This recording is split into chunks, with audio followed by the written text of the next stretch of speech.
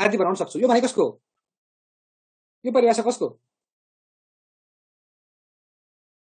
MC डगल, BF Skinner, JB Watson र JP Guilford. धेरै सजिलो प्रश्न, परीक्षामा सोधेको छ यो प्रश्न है। परीक्षामा सोधेको छ यो प्रश्न, ख्याल गरौँ। यसको सही उत्तर हो जेबी वाटसन है। जेबी वाटसनले मलाई 1 दर्जन स्वच्छ बच्चा देऊ हैन, मलाई 1 दर्जन स्वच्छ बच्चा देऊ, म उनीहरूलाई चाहिँ आफ्नो विशिष्ट वातावरणमा अथवा तालिम दिएर कसैलाई चोर बनाउँछु, कहिले मगन्ते बनाउँछु, कहिले फटा बनाउँछु, कहिले जोगी बनाउँछु, कहिले वकिल बनाउँछु, कहिले डाक्टर बनाउँछु आदि भनेका छन् है।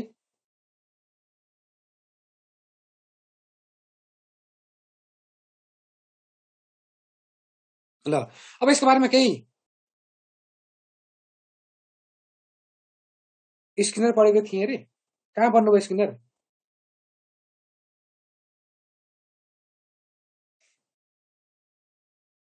कहाँ पढ्नुभयो दिपक सर स्किनर भन्नुहोस् त। स्किनर पढेको भए मिस्टेक भयो है।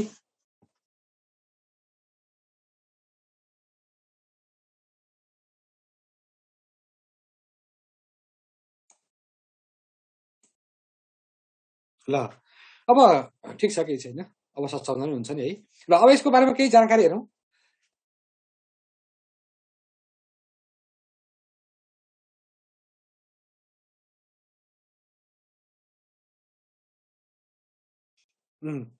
अब यसको बारेमा केही थप जानकारी हेरौँ। पिल्सबरीले के भने त हेरौँ त। पिल्सबरीले के भने? मनोविज्ञान मानव व्यवहारको विज्ञान हो भने है। मानव व्यवहारको विज्ञान भने पिल्सबरीले मनोविज्ञान मानव व्यवहारको विज्ञान हो भने यो कुरा याद गर्नु। मानव व्यवहारलाई उनले बढी जोड दिए। अनि वुडवर्थले के भने? वुडवर्थको अर्को परिभाषा पनि छ। मनोविज्ञान वातावरणसँग सम्बन्धित मानिसको क्रियाकलापको अध्ययन गर्ने विज्ञान हो भनेका छन्। अब यी सबै परिभाषाहरू त्यति धेरै याद नगरे पनि हुन्छ, तर यो जेबी वाटसनको, बीएफ स्किनरको हैन, अनि वुडवर्थको, अनि यो जेपी गिलफोर्डको, एमसी डगलको परिभाषाहरू हामीले याद गर्नुपर्छ है। अरू सामान्य परिभाषा भन्दा यी मुख्य मनोवैज्ञानिकहरूको परिभाषा याद गर्नु चाहिँ पर्छ है। ल अर्को वुडनको परिभाषा छ यहाँनिर।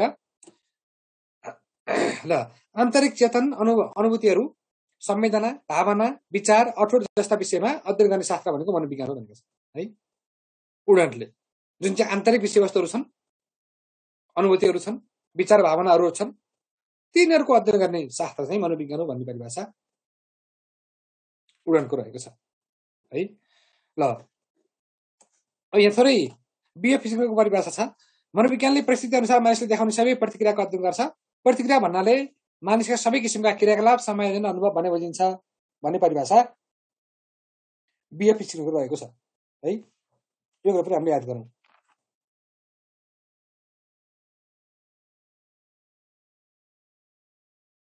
ल प्रश्न 10 मा जाउँ। शिक्षा मनोविज्ञानले शिक्षासँग सम्बन्धित सम्पूर्ण व्यक्तित्व र व्यवहारलाई समेट्छ। यो परिभाषा कसको? शिक्षा मनोविज्ञानले शिक्षासँग सम्बन्धित सम्पूर्ण व्यक्तित्व र व्यवहारलाई समेट्छ। यो परिभाषा कसको? McDougall, BF Skinner, JB Watson र जेपी गिलफोर्ड।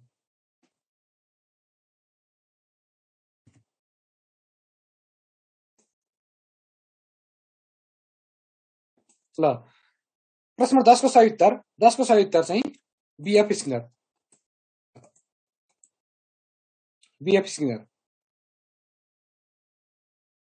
है। परिभाषा हामीले याद गरौँ। ल हेरौँ त अब शिक्षा मनोविज्ञान के कुरामा केन्द्रित हुन्छ, कस्ता कुराहरूको अध्ययन गर्छ त्यसले, त्यो कुराको बारेमा थोरै कन्सेप्ट बुझौँ है। ल अब शिक्षा मनोविज्ञान सिकारको प्रकृति कस्तो छ भन्ने विषयमा केन्द्रित हुन्छ। सिकारको प्रकृति कस्तो हुन्छ भन्ने विषयमा केन्द्रित हुन्छ। सिकारको वृद्धि र विकास कसरी हुन्छ भन्ने विषयमा पनि यसले अध्ययन गर्छ है। सिकारको वृद्धि र विकास कसरी हुन्छ भन्ने विषयमा पनि यसले अध्ययन गर्छ। अनि सिकाइका आन्तरिक र बाह्य तत्त्वहरू के हुन् भन्ने विषयमा पनि यसले अध्ययन विश्लेषण गर्छ है। यसले अध्ययन विश्लेषण गर्छ, त्यो कुरा पनि हामीले याद गरौँ। अनि सिकाइका प्रक्रियाहरू मध्ये सिकाइका है, यो कहाँ बनाउनु होला। सिकाइका प्रक्रियाहरू मध्ये सिकाइले कुन रूपबाट सिक्न सक्छ त्यो विषयको पनि यसले अध्ययन गर्छ। सिकाइका विभिन्न प्रक्रियाहरू छन्, विभिन्न सिद्धान्तहरू छन्। ती सिद्धान्तहरू मध्ये बालकले कुन सिद्धान्तबाट बढी प्रभावकारी रूपमा सिक्न सक्छ भन्ने विषयको अध्ययन पनि शिक्षा मनोविज्ञानले गर्छ है। भन्नुस् त, क्लियर हुनुहुन्छ? अनि औपचारिक शिक्षामा कस्ता कस्ता सिकाइका प्रक्रिया लागू गर्न सकिन्छ भन्ने विषयमा पनि यसले अध्ययन गर्छ। त्यो कुरो पनि हामीले याद गरौँ। अनि लास्टको चाहिँ व्यक्तिले आफ्नो क्षमता आफ्नो र समाजको भलाइको लागि कसलाई पत्ता लगाउन सक्छ भन्ने विषय पनि यसले अध्ययन गर्छ। यसरी मनोविज्ञानसँग सम्बन्धित विभिन्न प्रश्नहरूमा चाहिँ यो शिक्षा मनोविज्ञानले अध्ययन गर्छ। शिक्षा मनोविज्ञानले अध्ययन गर्छ। विशेष गरी यसको अरू कुरा पनि हेरौँ। विशेष गरी के कुराहरू सिकाउनु पर्छ विद्यार्थीहरूलाई, कसरी सिकाउनु पर्छ हैन, त्यो सिकाउने प्रक्रिया के हो अथवा किन सिकाउने हो, कहिले सिकाउने हो, यो चाहिँ सम्पूर्ण यो शिक्षासँग सम्बन्धित सिकाइसँग सम्बन्धित प्रश्नहरूको उत्तरको बारेमा शिक्षा मनोविज्ञान केन्द्रित हुन्छ। कसलाई सिकाउने, किन सिकाउने, कसरी सिकाउने, के कुराहरू सिकाउने, कहिले सिकाउने, कस्ता कस्ता सिकाइ प्रक्रियाहरू अवलम्बन गर्ने, सिकारुको मनोविज्ञान कस्तो छ, त्यो मनोविज्ञानलाई कसरी सम्बोधन गर्ने, सिकाइमा के तत्त्वहरूले प्रभाव पार्न सक्छन्, ती प्रभावहरूलाई कसरी न्यूनीकरण गर्ने हैन भन्ने कुराहरूको अध्ययन विश्लेषण शिक्षा मनोविज्ञानले गर्छ है। शिक्षा मनोविज्ञानले गर्छ। क्लियर हुनुहुन्छ साथी? भन्नुहोस् त, क्लियर हुनुहुन्छ कि बुझ्नु भएन?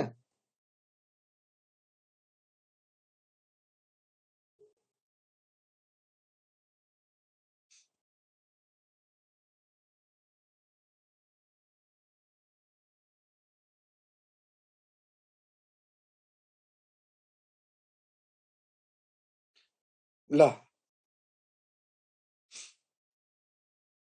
प्रश्न नम्बर 11 मा जाउँ। शिक्षा मनोविज्ञानको आवश्यकता किन पर्छ?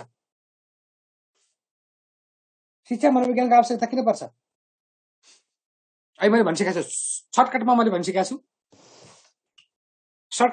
भनिसकेको छु, लङ्करमा तपाईँहरूले बुझ्नु पर्यो।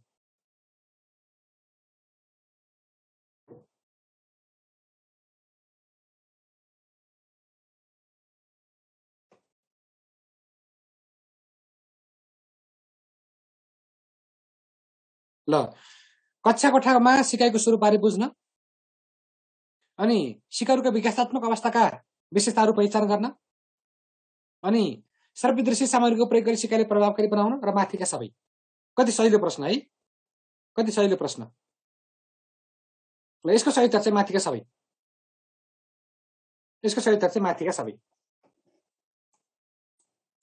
ल माथिका सबै। अब शिक्षा मनोविज्ञानका आवश्यकता बारे मैले अरू कुराहरू पनि केही गरेको छु, त्यो कुरा हामीले पनि यसमा हेरौँ।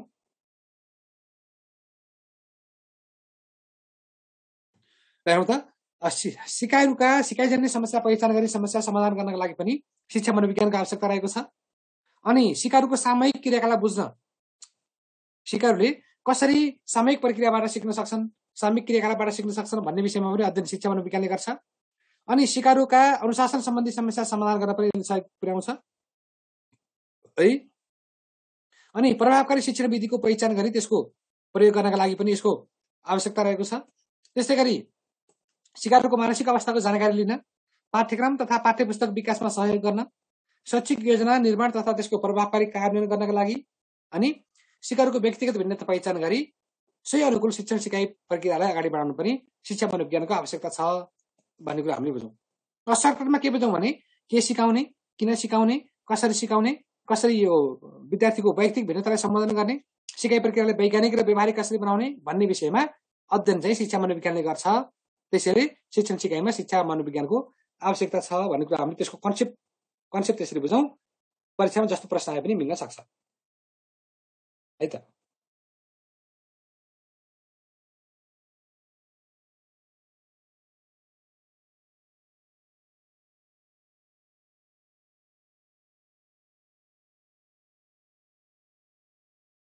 ल अब अर्को प्रश्नमा जाउँ हामी। अर्को प्रश्नमा जाउँ, प्रश्न नम्बर 12 मा जाउँ। शिक्षा मनोविज्ञानको आवश्यकता किन पर्छ? प्रश्न उस्तै खालको छ।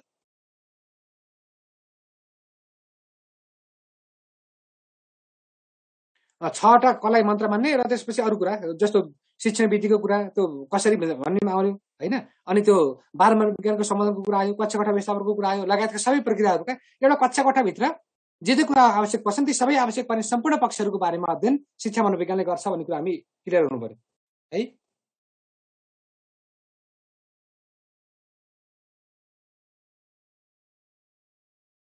ल अब शिक्षा मनोविज्ञानको आवश्यकता किन पर्छ? सिकाइमा प्रेरणा, अभ्यास, पूर्णबल र पृष्ठपोषणको प्रयोग गर्न है।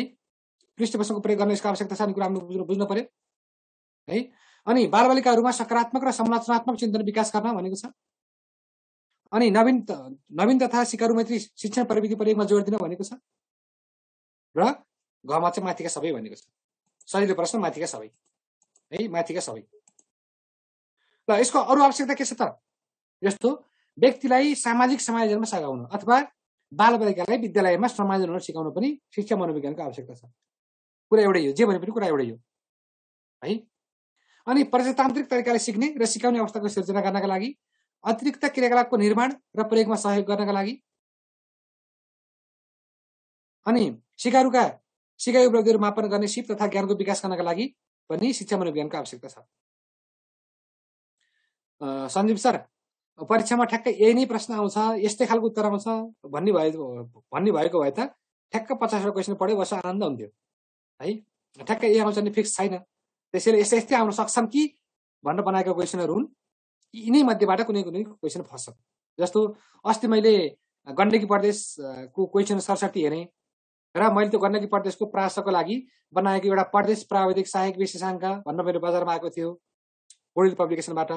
त्यो बुकबाट अधिकांश प्रश्नहरू आएका छन् है, अधिकांश प्रश्नहरू आएका छन्। अब मलाई लाग्छ अहिलेको यो शिक्षक सेवा आयोगको यो परीक्षामा पनि मेरो बजारमा 2वटा बुक छन्। प्रथम पत्रको लागि एउटा शिक्षक सेवा आयोग परीक्षा विशेषाङ्क भन्ने एउटा बुक छ है, र अर्को चाहिँ यो 33 सेट अतिरिक्त जानकारी सहितको 33 सेट भन्ने बुक बजारमा आएको छ। यी 2टा बुकबाट चाहिँ मलाई लाग्छ राम्रै प्रश्न फस्नुपर्छ र फस्छन् पनि। जो साथीहरू तयारी गर्दै हुनुहुन्छ उहाँहरू साथीले त्यो बुक हेर्नुभएको छैन, उहाँको नाम पक्का निस्किन्छ है त। ठिक छ ल। अब प्रश्न नम्बर 13 पनि त्यस्तै खालको छ है। विषयवस्तु कभर पनि गर्न पर्यो, प्रश्न बनाएर मात्रै भएन, विषयवस्तुलाई पनि कभर गर्न पर्यो, भन्ने चिजहरू छुटाउनु पनि भएन। लीला गौतमले किन भन्नुभएको छ? कस्तो लाग्यो लीलाजी? कस्तो लाग्यो बुक 33 कस्तो लाग्यो? ल प्रश्न नम्बर 13 मा हेरौँ। सिकाइ सहजीकरणका क्रममा शिक्षा मनोविज्ञानको आवश्यकता किन पर्छ? शिक्षण सिकाइ प्रक्रियामा वैज्ञानिक तरिका अपनाउन, अनि विषयवस्तु अनुरूपको शिक्षण सामग्रीको छनौट प्रयोग गर्न है, अनि सिकाइमा नियम तथा सिद्धान्तको तथा सूत्रको प्रयोग गरी शिक्षण गर्न र माथिका सबै भनेको छ। यो पनि महत्त्वपूर्ण छ। यसको सही उत्तर पनि माथिका सबै।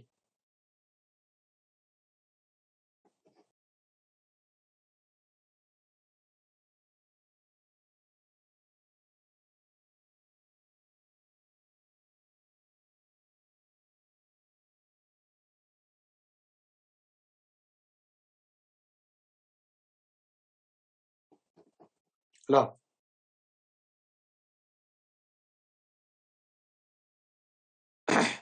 अब प्रश्न नम्बर 14 को हेरौँ। यो अलि बढी महत्त्वपूर्ण छ है साथी, अलि बढी महत्त्वपूर्ण छ यो। प्रश्न नम्बर 14 को हेरौँ। ल मानव विकासका क्रममा गर्भावस्थादेखि वृद्धावस्थासम्मको अवधिमा हुने शारीरिक एवं मानसिक क्रिया प्रक्रियाहरूमा देखा पर्ने परिवर्तनको क्रमबद्ध र वैज्ञानिक अध्ययनलाई के भनिन्छ? मनोविज्ञान भनिन्छ, शैक्षिक मनोविज्ञान भनिन्छ, विकासात्मक मनोविज्ञान भनिन्छ र व्यवहारवादी मनोविज्ञान भनिन्छ। के भनिन्छ भन्नुहोस् त ल? धेरै महत्त्वपूर्ण प्रश्न छ यो।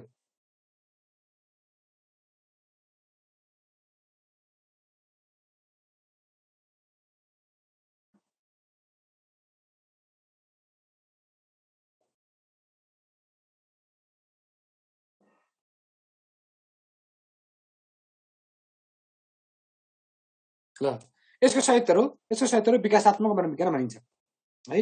14 को सही उत्तर भनेको विकासात्मक मनोविज्ञान है। यसले विशेष गरेर मानिसको गर्भावस्थादेखि मृत्यु पर्यन्तसम्म यानि कि वृद्धावस्थासम्मको अवधिमा हुने शारीरिक र मानसिक परिवर्तनहरू के कसरी हुन्छ भन्ने बारेमा वैज्ञानिक र व्यवस्थित रूपमा अध्ययन गर्छ है। अब यसले छोटोमा भन्दा मानव वृद्धि र विकासको अध्ययन गर्छ। छोटोमा मानव वृद्धि र विकासको वैज्ञानिक अध्ययन गर्ने काम चाहिँ विकासात्मक मनोविज्ञानले गर्छ।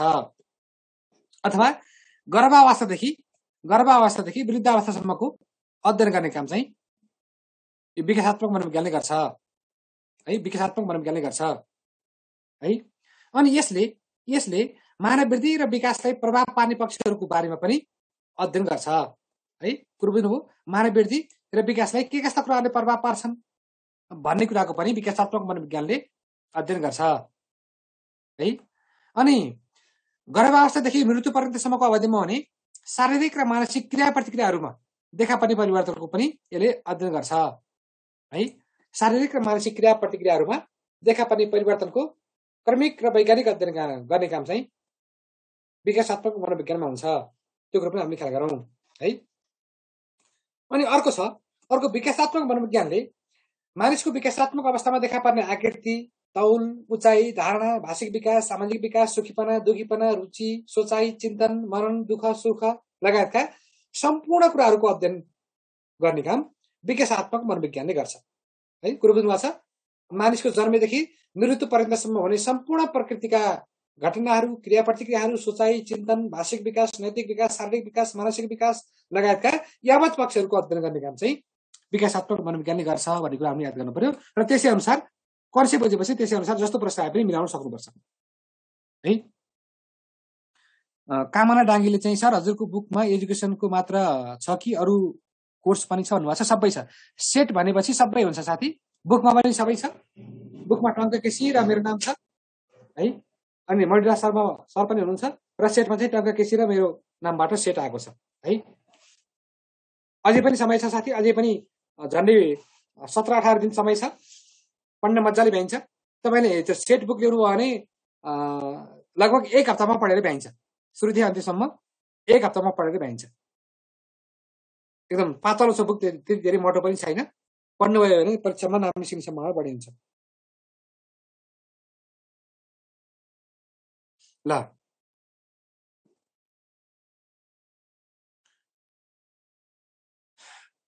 अब प्रश्न नम्बर सीता पोखरेलले सेट राम्रो छ भन्नुभएको छ। ठिक छ, राम्रो भनिदिनु भएकोमा। नेपालभरि पाइन्छ साथी, मैले तपाईँलाई कतिपल्ट भनिसकेको छु, नेपालभरि पाइन्छ। यदि कुरियर मार्फत मगाउन चाहनुहुन्छ भने म तपाईँलाई नम्बर पनि सेयर गरौँला। अस्ति दिएको नम्बर तपाईँहरूलाई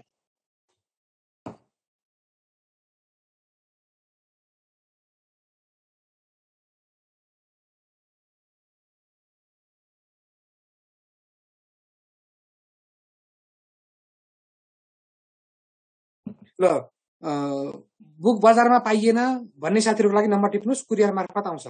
नम्बर टिप्नुहोस् है। बुक बजारमा पाइएन भन्ने साथीहरूको लागि एउटा नम्बर नोट गर्नुहोस् त, 98 497 39 293। म फेरि भन्छु, 98 497 39 293 39 293। नाम बाबुराम आचार्य, नाम बाबुराम आचार्य, कीर्तिपुर।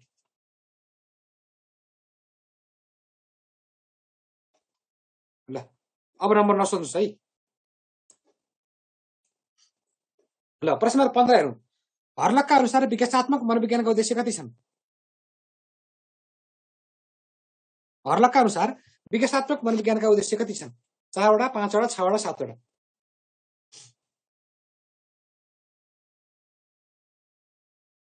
ल यसको सही उत्तर हो, यसको सही उत्तर 6वटा है। यसको उत्तर 6वटा। अब ती 6वटा विकासात्मक उद्देश्यहरू के हुन् त? ती 6वटा विकासात्मक उद्देश्यहरू के हुन् त्यसको बारेमा थोरै चर्चा गरौँ। ल अब हेरौँ, नम्बर 1 मा हेरौँ। एउटा विकासात्मक अवस्थाबाट अर्कोमा जाँदा व्यवहार, रुचि र लक्ष्यमा के कस्ता साझा र विशेष किसिमका परिवर्तन देखिन्छन् सो कुरो पत्ता लगाउनु भनेको छ। नम्बर 1 मा साझा र विशेष प्रकृतिका परिवर्तनहरू पत्ता लगाउनु भनेको छ नम्बर 1 मा। अनि त्यस्ता परिवर्तनहरू कहिले आउँछन् पत्ता लगाउने भनेको छ है। त्यस्ता परिवर्तनहरू कहिले आउँछन् पत्ता लगाउने भनेको छ। अनि त्यस्ता परिवर्तन आउने कारणहरू पत्ता लगाउने भनेको छ अर्कोमा। पूर्वमा छ, अर्कोमा चाहिँ कारणहरू पत्ता लगाउने भनेको छ।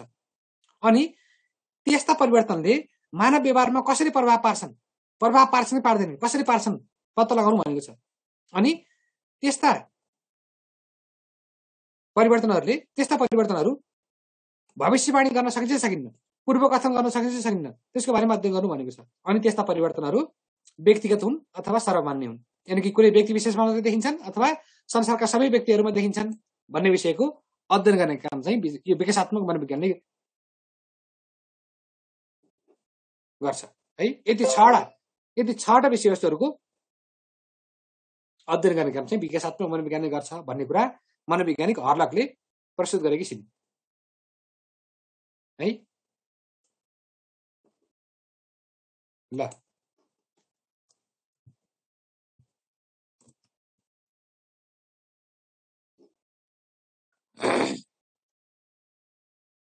प्रश्न 16 हेरौँ। ल प्रश्न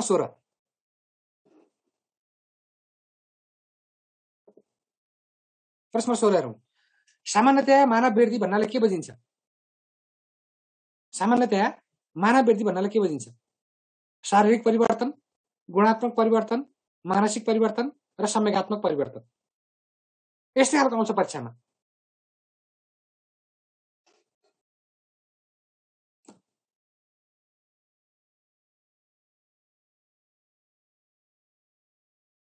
ल यसको सही उत्तर हो शारीरिक परिवर्तन है। सामान्यतया मानव वृद्धि भन्नाले चाहिँ शारीरिक परिवर्तन भन्ने बुझ्नुपर्छ हामीले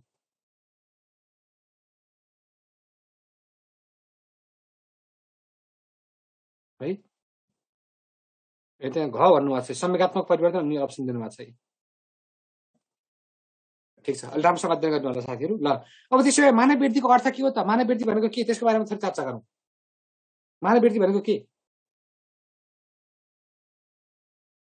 त्यसको बारेमा थोरै अध्ययन गरौँ। ल मानव वृद्धि भनेको चाहिँ शारीरिक आकार र संरचनामा देखिने परिवर्तन हो। शारीरिक आकार र संरचनामा देखिने परिवर्तन चाहिँ मानव वृद्धि भन्ने कुरा हामी याद गरौँ। पूर्व भाषा। अनि यो चाहिँ परिमाणात्मक अथवा संख्यात्मक हुन्छ, यो कुरा हामीले ख्याल गरौँ। परिमाणात्मक अथवा संख्यात्मक हुन्छ है। सञ्जीव सर पहिला माथि छलफल सुनौ है। अनि मानव वृद्धिलाई चाहिँ संख्यात्मक पनि मान्न सकिन्छ, मैले भनिसकेँ भर्खरै है। मानव वृद्धिलाई चाहिँ संख्यात्मक पनि मान्न सकिन्छ। फेरि गुणात्मक भन्ने अप्सन आयो भने गुणात्मक होइन, फेरि ख्याल गर्नु भएको छ नि। मानव वृद्धि कहिले पनि गुणात्मक हुँदैन, त्यो कुरो पनि बुझौँ। अनि मानव वृद्धि भनेको चाहिँ निश्चित समयसम्म मात्र हुन्छ, कुरो बुझ्नु भएको छ। निश्चित समयसम्म अथवा किशोरावस्थाको अन्त्यसम्म मानव वृद्धि हुन्छ, अथवा 20-21 वर्षसम्म यसको मानव वृद्धि भइसक्छ, त्यो कुरो पनि हामीले बुझौँ है। अनि यो मानव वृद्धि चाहिँ वंशाणुक्रम गुणबाट प्रभावित हुन्छ, कुरो बुझ्नु भएको छ। मानव वृद्धि भनेको चाहिँ वंशाणुगत गुणबाट प्रभावित हुन्छ भने मानव विकासमा चाहिँ वंशाणु र वातावरण दुवैले प्रभाव पार्छन्, कुरो बुझ्नुभयो। मानव वृद्धिमा प्रभाव पार्ने तत्त्व भनेको चाहिँ वंशाणु हो, वंशाणुक्रम हो, र मानव विकासमा प्रभाव पार्ने तत्त्व भनेको वंशाणु र वातावरण दुवै हो। बुझ्नुभयो? क्लियर हुन्छ सबै? भन्नुहोस् त। म फेरि भन्छु, मानव वृद्धिमा प्रभाव पार्ने तत्त्व वंशाणु, मानव विकासमा प्रभाव पार्ने तत्त्व वंशाणु र वातावरण दुवै। क्लियर भयो सबैलाई? किन बोल्नुहुन्न?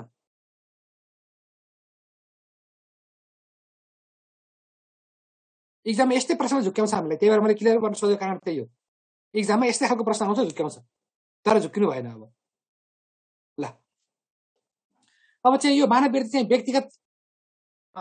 व्यक्तिगत भिन्नता हुन्छ मानव वृद्धिमा है। जस्तो एउटा मान्छे कोही अल्को हुनसक्छ, कोही मान्छे पातलो हुनसक्छ, कोही मान्छे चाहिँ होचो हुनसक्छ, कोही मान्छे एकदम मोटो हुनसक्छ होइन, कोही छिटो हर्लक्क बढ्न सक्छ, कोही ढिलो बन्न सक्छ। यानि कि मानव वृद्धिमा चाहिँ व्यक्तिगत भिन्नता हुन्छ है, व्यक्तिगत भिन्नता हुन्छ। अनि मानव वृद्धि भनेको मानव शरीरका भित्री तथा बाहिरी अङ्गहरूको आकार प्रकार बढ्छ। जस्तो मान्छे हेर्दाखेरि बाह्य आकार प्रकार पनि बढ्छ र भित्री जस्तो मुटु बढ्छ, आन्द्राहरू बढ्छन्, फोक्सो पनि बढ्छ होइन, हाम्रो पेट पनि बढ्छ। त्यो के हो? त्यो भनेको भित्री अङ्गहरूको वृद्धि हो। र बाहिरी अङ्गहरू पनि बढ्छन्, जुन हामीले प्रत्यक्ष रूपमा आँखाले देख्न सकिन्छ। त्यस्ता अङ्गहरू पनि आकार प्रकार बढ्छ। अनि यो वृद्धि भनेको गर्भधारणदेखि सुरु हुन्छ र किशोरावस्थाको अन्त्यतर्फ रोकिन्छ, कुरो बुझ्नु भएको छ।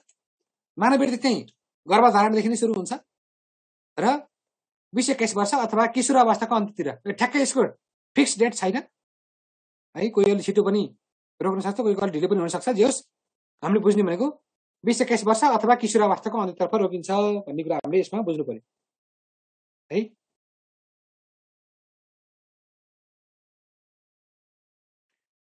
ल के भन्नु रामचन्द्र सरले, पढाइ नपुगेको रहेछ कि के हो भन्नुभएको छ? पढाइ पुग्नु पर्यो है, पढाइ पुग्नु पर्यो। निरन्तर जोइन हुनुहोस्, यहाँ क्लास नछुन्नुहोस्, पढाइ मजाले पुग्छ। अभ्यास गर्न चाहिँ छोड्नुहुन्न है साथी, घरमा पनि पढ्नुपर्छ, पढाइ पुग्छ। ल प्रश्न नम्बर 17 मा जाउँ। तलका हेर्नुहोस् है, तलका मध्ये मानव वृद्धिको विशेषता कुन होइन? मानव वृद्धिको विशेषता अन्तर्गत तलका मध्ये कुन पर्दैन? क वृद्धि शारीरिक परिवर्तनसँग सम्बन्धित छ। ख वृद्धिलाई मापन गर्न सकिन्छ। ग वृद्धि निश्चित उमेरसम्म मात्र हुन्छ। घ वृद्धि निरन्तर चलिरहने प्रक्रिया हो। क ख ग घ।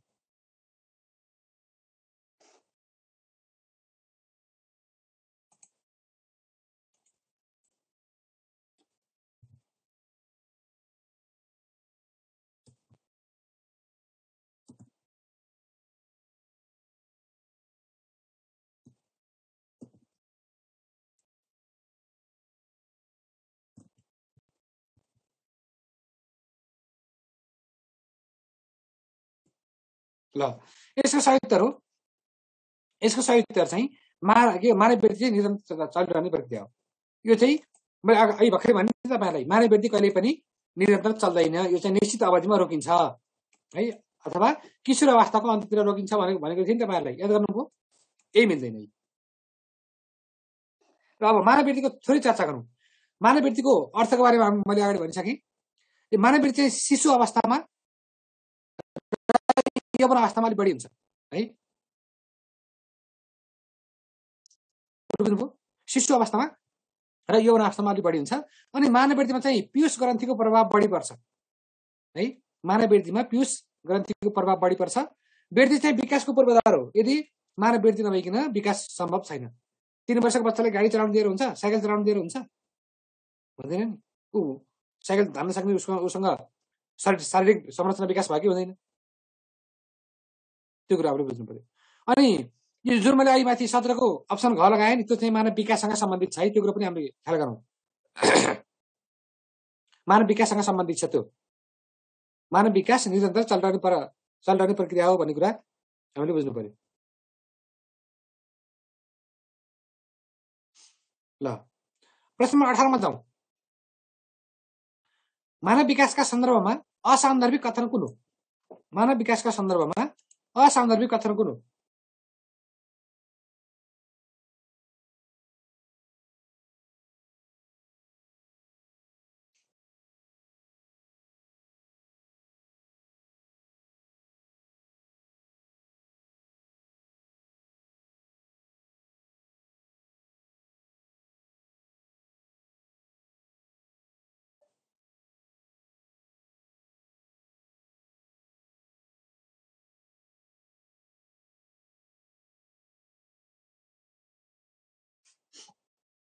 ल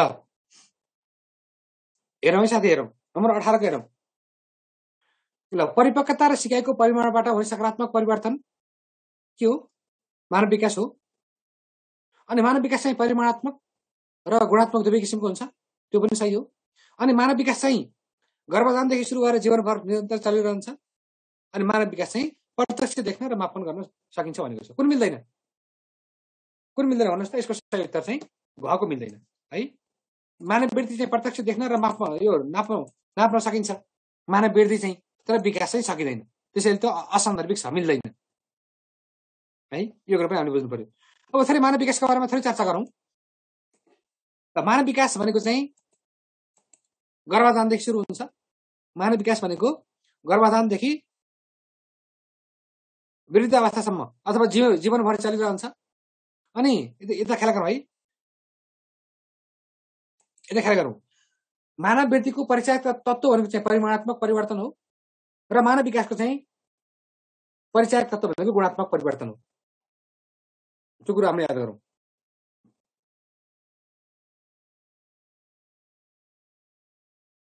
ल अस्मिता ढकालले चाहिँ सर अप्सन खको एक्सप्लेन गरिदिनु भन्नुभएको छ। मानव वृद्धि परिमाणात्मक हुन्छ र मानव विकास चाहिँ परिमाणात्मक र गुणात्मक दुवै हुन्छ। मैले भन्न खोजेको कुरा के हो भने कुनै पनि मान्छे विकास नभएसम्म, कुनै पनि मान्छेको वृद्धि नभएसम्म विकास हुँदैन। जस्तै एउटा 3 वर्षको बच्चालाई हामीले चाहिँ साइकल दियो भने उसले साइकल चलाउन सक्दैन। कारण के अरे उसको शारीरिक विकास भएको हुँदैन। यदि 10 वर्षको बच्चालाई हामीले साइकल दियो भने उसले साइकल चलाउन पनि सक्छ। कारण के उसले चाहिँ उसको शारीरिक वृद्धि पनि भएको छ, सानो साइकल चलाउन पनि सक्छ। त्यो साइकल चलाउन सक्नु भनेको उसको गुणात्मक परिवर्तन हो। वृद्धि नभइकन विकास हुँदैन साथी। जबसम्म मानव वृद्धि हुँदैन तबसम्म विकास हुँदैन। विकास हुनको लागि त सबैभन्दा पहिला वृद्धि हुनु परेन, वृद्धि हुनु पर्यो नि हो। त्यसैले मानव विकास भनेको परिमाणात्मक र गुणात्मक दुवै हुन्छ है।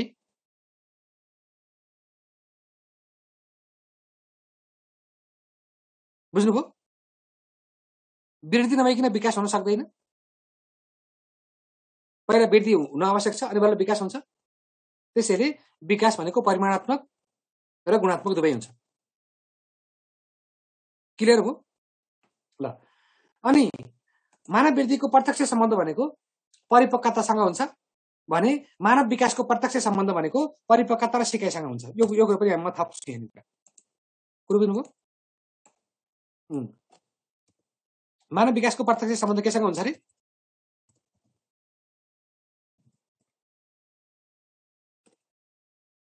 भन्नुहोस् त, मानव विकासको प्रत्यक्ष सम्बन्ध केसँग हुन्छ? मानव विकासको प्रत्यक्ष सम्बन्ध चाहिँ केसँग हुन्छ? ल मानव विकासको प्रत्यक्ष सम्बन्ध भनेको परिपक्वता र सिकाइसँग हुन्छ। वृद्धिको चाहिँ परिपक्वतासँग हुन्छ, वृद्धिको परिपक्वतासँग हुन्छ भने विकासको चाहिँ परिपक्वता र सिकाइ दुवैसँग हुन्छ है। त्यो कुरा हामीले याद गर्नु पर्यो। यस्तै क्वेसनले झुक्काउँछ एक्जाममा। परिचयक तत्त्व भनेको चिन्ने कसरी चिन्ने? जस्तो स्नेहालाई कसरी चिन्ने? स्नेहालाई चाहिँ फलानाकी छोरी भनेर चिन्ने हो, रामबहादुरकी छोरी भनेर चिन्ने, रामप्रसादकी छोरी भनेर चिन्ने तरिका है। जस्तो मलाई कसरी चिन्नुहुन्छ तपाईँहरूले? त्यो शिक्षक सेवा आएको क्लास पढाउने एकदम छिटो बोल्ने सर भनेर चिन्नुहुन्छ मलाई होइन? मेरो परिचयक तत्त्वहरूको छिटो बोल्ने हो कि कसो कि ठिकै छ? चिन्ने तरिका है, सही हो। बुक राइटर ठिक छ, बुक राइटर पढाउने मान्छे छिटो बोल्ने। अब त ठिक लाग्यो अरे, बानी पर्यो। पहिला ठिक लागेको थिएन, पहिला ठिक लागेको थिएन है म।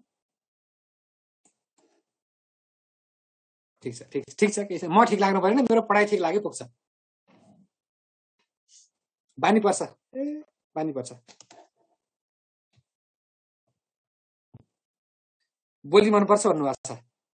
बोली मात्र मन पर्यो? बोली मात्र मन पर्यो?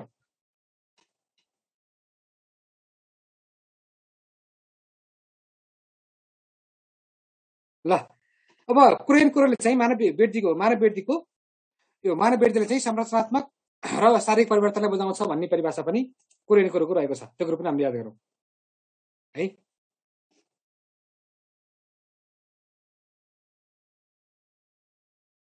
ल ठिक छ। ल बोली मन पर्यो भन्नुभएको छ। अब बोली मात्रै मन परेछ, मान्छे पनि मन परे भयो नि है। मान्छे मन पर्ने ठिकै छ, केही छैन।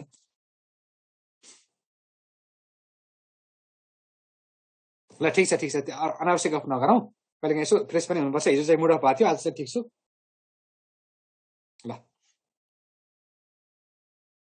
ल अब प्रश्न 19मा जाउँ। 19मा मानव वृद्धिका विशेषताहरू कुन कुन हुन्? धेरै सजिलो प्रश्न।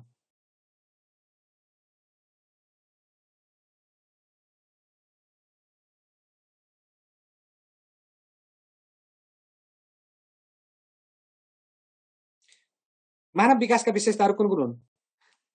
वृद्धि विकासको पूर्वाधार हो। वृद्धिमा चाहिँ विकासात्मक वृद्धिमा चाहिँ व्यक्तिगत भिन्नता हुन्छ, वृद्धि मापनीय अवलोकनीय हुन्छ र माथिका सबै। धेरै सजिलो प्रश्न है, धेरै सजिलो प्रश्न। मानव वृद्धिको विशेषता भनेको चाहिँ माथिका सबै हुन्। र अरू विशेषता के हुन्? अरू विशेषता पनि हेरौँ अब हामीले है। ल मानव वृद्धि भनेको चाहिँ शारीरिक आकार र संरचनामा हुने परिवर्तन हो। शारीरिक आकार र संरचनामा हुने परिवर्तन हो मानव वृद्धि भनेको। यो परिमाणात्मक वा संख्यात्मक हुन्छ। कुरो बुझ्नु छ? परिमाणात्मक वा संख्यात्मक हुन्छ। अनि मानव वृद्धि चाहिँ निश्चित समयसम्म मात्र हुन्छ अथवा किशोरावस्थाको अन्त्यसम्म 20-21 वर्षसम्म हुन्छ।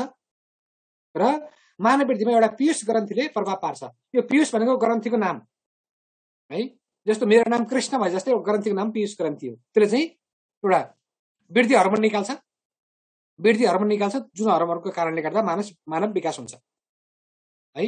अनि मानव वृद्धिको सम्बन्ध भनेको शारीरिक परिपक्वतासँग हुन्छ। कुरो बुझ्नुभएको छ? मानव वृद्धिको सम्बन्ध भनेको शारीरिक परिपक्वतासँग हुन्छ है। ल प्रश्न नम्बर 20 मा जाउँ। प्रश्न नम्बर 20 मा ल मानव विकास र वातावरण के अरे मानव विकासका विशेषताहरू कुन कुन हुन्? पहिले अप्सन पढिएछ के मानव विकासका विशेषताहरू कुन कुन हुन्? विकास वंशाणु र वातावरणसँग सम्बन्धित छ। विकास गर्भधारणदेखि मृत्यु पर्यन्तसम्म चलिरहन्छ। विकासको सम्बन्ध परिपक्वता र सिकाइसँग हुन्छ र माथिका सबै। ल यसको पनि एकदम सहिलो उत्तर माथिका सबै। अब म साथीहरुले एउटा कुरा याद गर्छु। परीक्षामा माथिका सबै भन्ने अप्सन देला अथवा नदेला आफ्नामा छ। मेरो उद्देश्य चाहिँ तपाईले मानव विकासका विशेषताहरू बुझ्नुहोस् भन्ने उद्देश्य त्यसकारण गर्दा यस्तो प्रश्न हालेको मैले है। कुरो बुझ्नु भएको छ नि? अब तपाईले माथिका सबै जानेर मक्ख पर्ने होइन। चन्द्रकलाजी माथिका सबै हुन् भन्ने अप्सन जान्न मक्ख पर्ने होइन। मक्ख कसरी पर्नु पर्यो भन्ने माथिका ती तीनटा अप्सन छन् नि हो। तीनटा अप्सन जान्नुभयो भने बल्ल तपाई मक्ख पर्नु पर्यो कि। जस्तो मानव विकास चाहिँ वंशाणु र वातावरणसँग सम्बन्धित हुन्छ भन्ने कुरा जान्न पर्यो। मानव विकास चाहिँ गर्भधारणदेखि मृत्यु पर्यन्तसम्म चलिरहन्छ भन्नु पर्यो। अनि मानव विकासको सम्बन्ध भनेको परिपक्वता र सिकाइसँग हुन्छ भने यी तीनटा कुरा जान्न पर्यो। मेरो उद्देश्य त्यो हो।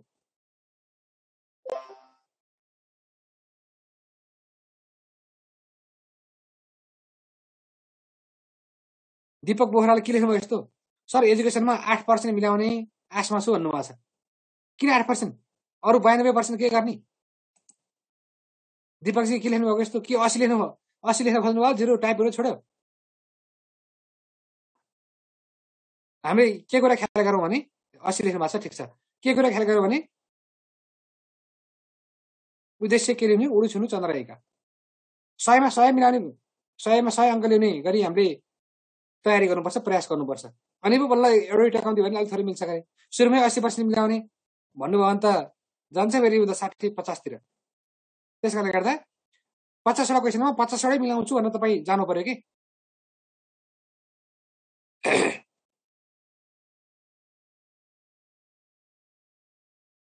ल अब मानव विकासका थोरै विशेषताहरू हेरौँ।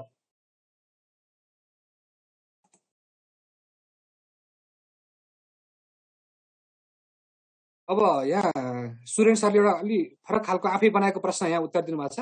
आफै बनाएको प्रश्न सोध्नु भएको छ। म सुनाउँछु तपाईहरुलाई। मानव विकासलाई सबैभन्दा बढी कसले प्रभाव पार्छ? वंशाणु, वातावरण र सिकाइ भन्नुभएको छ। यस्तो प्रश्न आउँदैन। के चाहिँ माथिका सबै भन्ने अप्सन हुनु पर्यो कि नत्र तीनटा मात्रै यस्तो अप्सन उस्तै खालको अप्सन दिएर आउँदैन। मानव विकासलाई त वंशाणु र वातावरण दुवैले प्रभाव पार्छन्। मैले अगाडि भनिसकेको छु त है। ल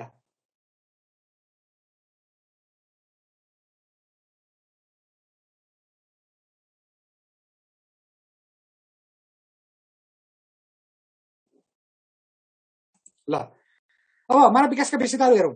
प्रारम्भिक विकासहरू संवेदनशील एवं संकट हुन्छ। जस्तो तपाईले बच्चा बच्ची हुर्काउनु भएको छ कि छैन, अथवा भाइ बहिनी होलान्, अथवा आफ्नै छोराछोरी पनि होलान्, अथवा दाइ भाउजूको छोराछोरी होलान्, तिनीहरूको प्रारम्भिक विकास एकदम तिनीहरूलाई हुर्काउन स्याहार सुसार गर्न एकदम जटिल हुन्छ नि। त्यही भन्न खोजेको हो यो है। अनि सबै व्यक्तिहरू भिन्न छन्। तपाईँ भिन्न हुनुहुन्छ, म भिन्न छु। मलाई लाग्छ तपाईलाई कति सालले पढाउनु हो, म जतिको छिटो अरू कोही पनि बोल्दैन हो। कति सालहरूसँग पढ्नुभयो, म जतिको छिटो बोल्ने टिचर तपाईले अरूसँग पाउनु भएको छैन हो। किन यो भनेको व्यक्तिगत भिन्नता हो कि है। ल अनि अनि विकास चाहिँ सांस्कृतिक परिवर्तनबाट प्रभावित हुन्छ यानि कि विकासमा समाजले प्रभाव पार्छ जस्तो किसिमको समाजमा बसेको छ त्यस्तै उसको बानी व्यवहार विकास हुन्छ त्यो कुरा हामीले याद गर्नु पर्यो है अनि चाहिँ विकासको पूर्वानुमान गर्न सकिन्छ जस्तो विकासको पूर्वानुमान गर्न सकिन्छ जस्तो कक्षा 6 मा फर्स्ट भयो 7 मा फर्स्ट भयो 8 मा फर्स्ट भयो भने त्यो मान्छे 9 मा पनि फर्स्ट हुन सक्छ भन्ने कुरा हामीले अनुमान गर्न सकिन्छ है जस्तो सुरुमा एउटा मान्छेले साइकल चलाउन जानेको छ है साइकल चलाउन राम्रोसँग जानेको छ भने त्यसले बाइक पक्का छिटो सिक्छ भन्ने कुरा हामीले अनुमान गर्न सकिन्छ नि त्यो भनेको विकास हो कि विकासको विशेषता हो त्यो भनेको विकासमा परिवर्तन हुन्छ जस्तो तपाईहरु एडसेपमा जोइन हुनुभन्दा पहिला चाहिँ कति नलेज थियो एडसेपमा जोइन भएपछि कति नलेज भयो तपाईहरुलाई थाहा छ त्यो भनेको के परिवर्तन हो नि एक किसिमको है एक किसिमको परिवर्तन हो नि त्यो हो हामीले ख्याल गर्नु पर्यो अनि विकास भनेको सिकाइ र परिपक्वताको प्रतिफल हो परिपक्वताबाट र सिकाइबाट मानिसको विकास हुन्छ है अनि विकास भनेको सामान्यबाट विशिष्टतर्फ जान्छ विकास चाहिँ निरन्तर चलिरहने प्रक्रिया हो हिजो पनि हामीले केही कुरा सिक्यौं आज पनि हामीले केही कुरा सिक्छौं भोलि पनि केही कुरा सिक्छौं त्यसैले विकास भनेको चाहिँ निरन्तर चलिरहन्छ है ल यो कुरा हामीले याद गर्नु पर्यो सर यो नोट जस्ताको तस्तै पाउने हो भने 50 मा 50 मिल्छ जस्तो लाग्छ भन्नुभएको छ यो 50 होइन यो चाहिँ शिक्षासँग सम्बन्धित कति पढाङ्क छ यो भन्नुस् त कतिवटा प्रश्न आउँछ शिक्षाबाट यहाँ आयुर्वेदमा अलि धेरै छ होला हैन आयुर्वेदमा अलि धेरै छ माध्यमिकतामा अलि थोरै छ 20 वटा प्रश्न आउँछन् आयुर्वेदमा हैन माध्यमिकतामा चाहिँ 12 वटा क्वेशन आउँछन् है अनि शिक्षासँग सम्बन्धितबाट 5 वटा क्वेशन आउँछन् लगभग 50% त आउँदै रहेछ साथी मैले पढाएकोबाट 20 वटा प्रश्न शिक्षासँग सम्बन्धित आयुर्वेदको लागि र 5 वटा चाहिँ अन्य नियमावलीबाट अर्थात 25 वटा क्वेशन त मैले पढाउँदै रहेछु तपाईहरुलाई आयुर्वेदको लागि अनि माध्यमिकताको लागि 12 र 5 17 वटा क्वेशन पढाउँदै रहेछु है ठीक छ मलाई लाग्छ सबै क्वेशन मैले पढाएकै कोर्सबाट आउँछ जस्तो लाग्छ एकाध त अब अलि जटिल पनि हुन सक्छन् एकाध प्रश्नहरु ठीक छ ल यहाँ यो बुक जस्ताको तस्तै चाहियो भने बजारमा दुईटा बुक छन् शिक्षक सेवायोग विशेषांक भनेको छ र अर्को चाहिँ 33 सेट भनेको छ 33 सेट भनेको छ त्यसै अनुसार बजारमा लिनु होला जस्ताको तस्तै चाहियो भने अब केही कुराहरु कटफट गरेको तपाईले हेन्डसटमा पाइसक्नु भएको छ पाउँदै हुनुहुन्छ जस्ताको तस्तै दिन मिल्दैन साथी कपिराइटको कुरा हुन्छ मैले भनिसकेको छु तपाईहरुलाई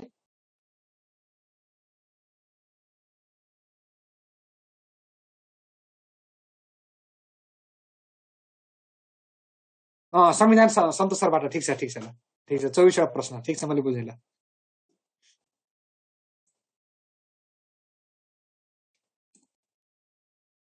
ल अब प्रश्न नम्बर 21 हेरौं प्रश्न नम्बर 21 मानिसका व्यवहारमा आउने गुणात्मक र प्रगतिशील परिवर्तनलाई के भनिन्छ वृद्धि विकास परिपक्वता र सिकाइ मानिसको व्यवहारमा आउने गुणात्मक र प्रगतिशील परिवर्तनलाई के भनिन्छ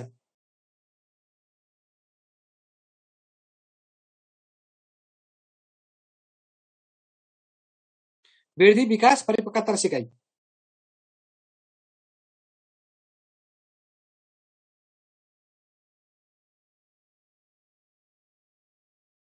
ल धेरै सजिलो प्रश्न छ धेरै सजिलो प्रश्न नम्बर 21 को चाहिँ यसको सही उत्तर ख यानी कि विकास अब गुणात्मक र प्रगतिशील परिवर्तन भन्यो भने के भन्नु पर्यो विकास भन्ने कुरा हामीले बुझ्नु पर्यो है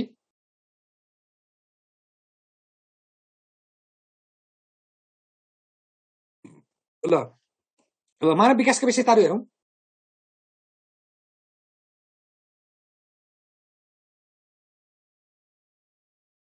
ल मानव विकास चाहिँ तगत हुन्छ स्टेप बाइ स्टेप हुन्छ पहिला सामान्य कुरा विकास हुन्छ त्यसपछि स्टेप बाइ केही परिवर्तन हुन्छ अनि त्यही अनुसार विकास हुन्छ अनि हरेक विकासको क्षेत्रमा चाहिँ सम्भावित संकटहरू हुन्छन् जहाँसुकै खतरा हुन्छ नि विकास हुने क्रममा मानव जीवनदेखि अन्त्यसम्म केही खतराहरू हुन्छन् अनि प्रत्येक विकासात्मक अवस्थाका चाहिँ आफ्ना गुण तथा विशेषताहरू हुन्छन् फरक हुन्छन् जस्तो यौवन अवस्थाको छुट्टै छन् किशोर अवस्थाको छुट्टै छन् उत्तरवाली अवस्थाको छुट्टै छन् पूर्ववाली अवस्थाको छुट्टै छन् सबै विकासात्मक अवस्थाका गुण तथा विशेषताहरू फरक हुन्छन् है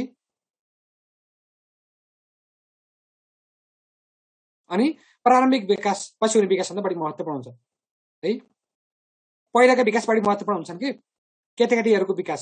अहिलेको चाहिँ बरु सामान्य प्रकृतिका हुन्छन्, किनकि मानिसको धेरै विकास चाहिँ बाल्यवस्थामा हुन्छ नि, धेरै कुरा उसले सिक्छ नि, पछि त्यो सिकेका कुराहरूको थोरै परिमार्जन हुने हो। त्यसै कारणले गर्दा प्रारम्भिक विकास सबैभन्दा बढी महत्त्वपूर्ण हुन्छ। ल सर, शिक्षाको सबै मिलाउनु भनेको परिभाषामा झुक्किन्छु होला भन्नुभएको छ, झुक्किनु भएन। जे झुक्किन्छ जस्तो लाग्छ त्यही धेरै पढ्नुहोस्, जेमा कन्फ्युज छु जस्तो लाग्छ त्यही कुरा धेरै पढ्यो भने कन्फ्युज भइँदैन।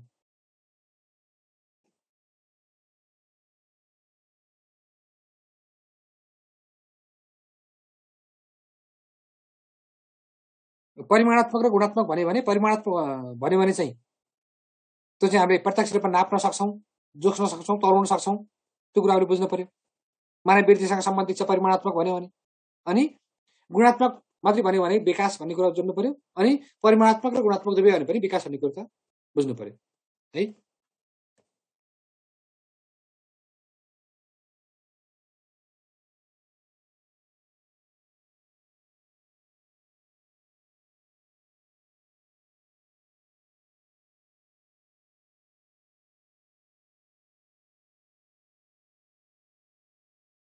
ल अर्को प्रश्नमा जाउँ हामी। अर्को प्रश्नमा जाउँ। प्रश्न नम्बर 22, शरीरका विभिन्न अङ्गहरूको आकार प्रकार, बनोट र संरचनामा परिवर्तन आउनलाई के भनिन्छ? वृद्धि, विकास, परिपक्वता र सिकाइ, के भनिन्छ? प्रश्न नम्बर 22।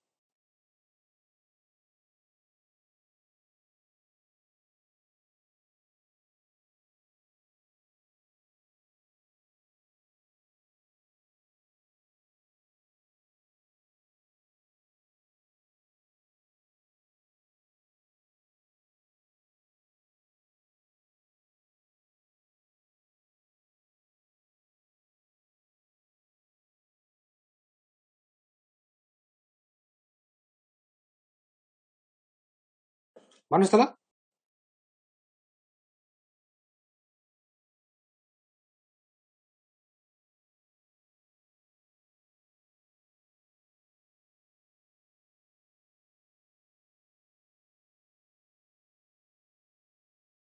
ल शरीरका विभिन्न अङ्गहरूको आकार प्रकार, बनोट तथा संरचनामा परिवर्तन आउनलाई चाहिँ वृद्धि भनिन्छ है, वृद्धि भनिन्छ।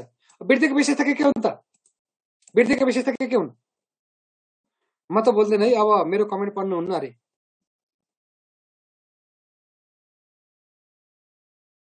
बोल्नुहोस् हजुर, बोल्नुहोस्। ल वृद्धि भनेको चाहिँ हामीले नापेर अथवा जोखेर मापन गर्न सकिन्छ। मापन भनेको थाहा छ नि, अङ्कमा निश्चित नियमका आधारमा अङ्क प्रदान गर्नेहरूको मापन हो। त्यसलाई हामीले प्रत्यक्ष रूपमा मापन गर्न सक्छौँ। यानि कि जस्तो यहाँ सञ्जीव दाहालको चाहिँ तौल 65 किलो छ,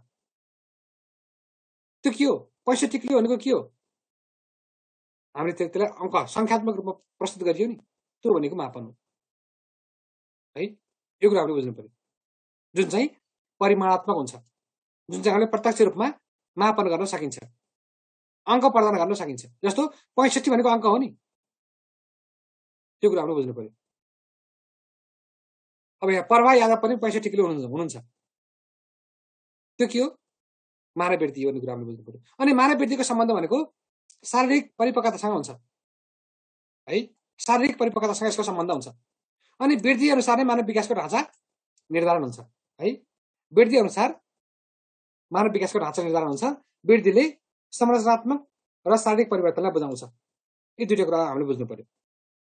संरचना भनेको आकार प्रकारको कुरा हो, त्यो आकार प्रकारमा पनि परिवर्तन आउँछ। विशेष गरी केटाकेटीहरूमा र किशोर अवस्थामा अलि व्यापक शारीरिक परिवर्तन आउँछ।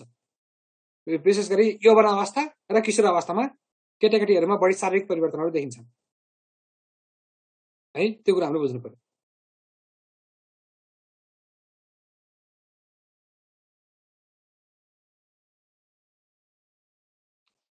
सञ्जीव दाहालले सरले चाहिँ साँच्चै मिलाउनु भयो, म ठ्याक्कै 65 किलो छु भन्नुभएको छ। मैले सबै कुरो थाहा छ नि तपाईँहरूको,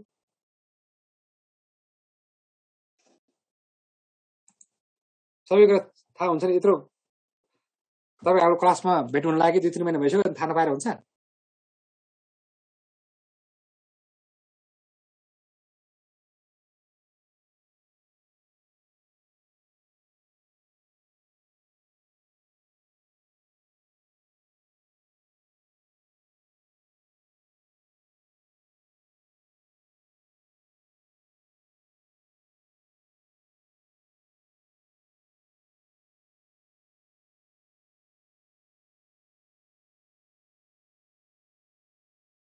ल प्रश्न नम्बर 23 हेरौँ। प्रश्न नम्बर 23, मानव वृद्धिमा अधिक प्रभाव पार्ने तत्त्व कुन हो अथवा ग्रन्थि कुन हो? भन्नुहोस् त। मानव वृद्धिमा अधिक प्रभाव पार्ने ग्रन्थि कुन हो? पीयूष ग्रन्थि, यौन ग्रन्थि, करख दुवै, कुनै पनि होइन।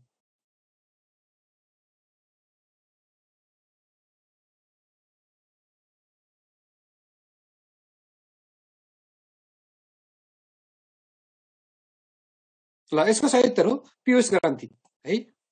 पीयूष ग्रन्थिले मानव वृद्धिमा अधिक प्रभाव पार्छ है, अधिक प्रभाव पार्छ। यसको बारेमा मानव वृद्धिका केही विशेषताहरू हेरौँ है। केही कुरा हामीले पढिसकेका छौँ, केही कुरा यसमा पनि हेरौँ। मानव वृद्धि भनेको चाहिँ शिशु अवस्था र यौवन अवस्थामा बढी हुन्छ है। अनि मानव वृद्धिलाई हामीले जोखेर नापेर मापन गर्न सक्छौँ।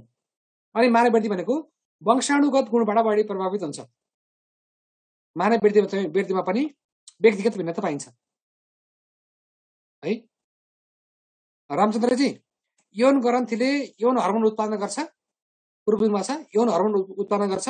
यसमा चाहिँ विशेष गरी प्राथमिक यौन विशेषताहरू र सहायक यौन विशेषताहरू वृद्धि गर्ने काम चाहिँ यौन ग्रन्थिले गर्छ। यौन ग्रन्थि विशेष गरी जुन यौनजन्य अङ्ग प्रत्यङ्गहरूसँग मात्र सम्बन्धित छ हामीले बुझौँ। अरू मानव सम्पूर्ण उसको शारीरिक विकाससँग सम्बन्धित ग्रन्थि भनेको चाहिँ पीयूष ग्रन्थि भन्ने कुरा हामीले बुझौँ है। किन होइन होला भन्नुभएको छ, त्यो किन होइन भन्ने बारेमा मैले प्रश्न पारेँ तपाईँहरूलाई।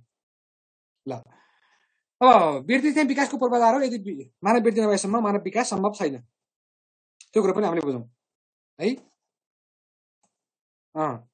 ल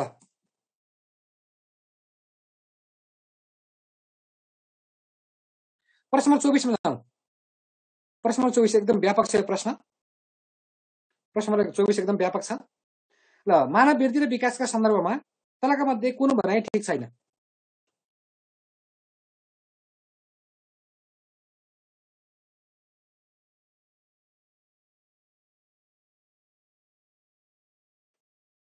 भन्नुहोस् त। ल मानव वृद्धि र विकासका सन्दर्भमा तलका मध्ये कुन भनाइ ठिक छैन? ल मानव वृद्धि र विकास गर्भधारणबाट सुरु हुन्छ। वृद्धि विकासको पूर्वाधार हो। मानव वृद्धि निश्चित समयमा रोकिन्छ तर विकास निरन्तर चलिरहन्छ। मानव वृद्धि र विकास वंशानुकरण र वातावरणबाट प्रभावित हुँदैन। कुन असम्बन्धित छ अथवा कुन ठिक छैन?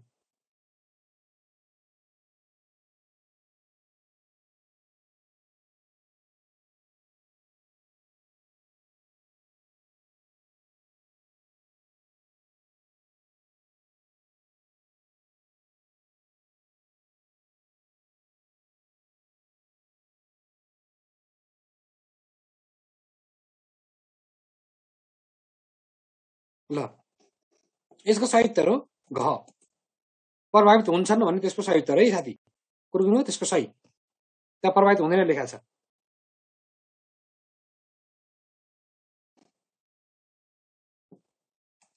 ल ठिक छ। अब हामीले मेन टपिक यो जानौँ है साथी। मेन टपिक यो मानव वृद्धि भनेको के र मानव विकास भनेको के भन्ने कुरा हामीले यो जानौँ। यो जानियो भने लगभग धेरै कुराहरू हामीले मिलाउन सक्छौँ। सञ्जीव दाहालले सर क्लास त इक्जाम हलमा प्रवेश गर्नुभन्दा अगाडिसम्म लिन पाए हुन्थ्यो भन्नुभएको छ। अवश्य पाउनु छ। इक्जाम 15 गते, 17 गते, 19 गते छ। 19 गते छ। 14 गते बेलुका 8 बजे पनि मेरो क्लास हुन्छ। त्यसपछि माविका साथीहरूको सकिन्छ। त्यसपछि निमावि दिने साथीहरू 17 गते छ। 16 गतेसम्म मेरो क्लास हुन्छ र 19 गते प्राथमिक तहको दिने साथीहरू हुन्छ। 18 गते बेलुकासम्म मेरो क्लास हुन्छ है।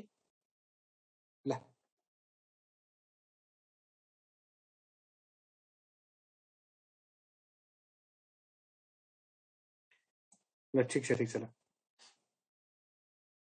ल अब मानव वृद्धि र विकास बीच हामीले धेरै कुरा जानौँ है।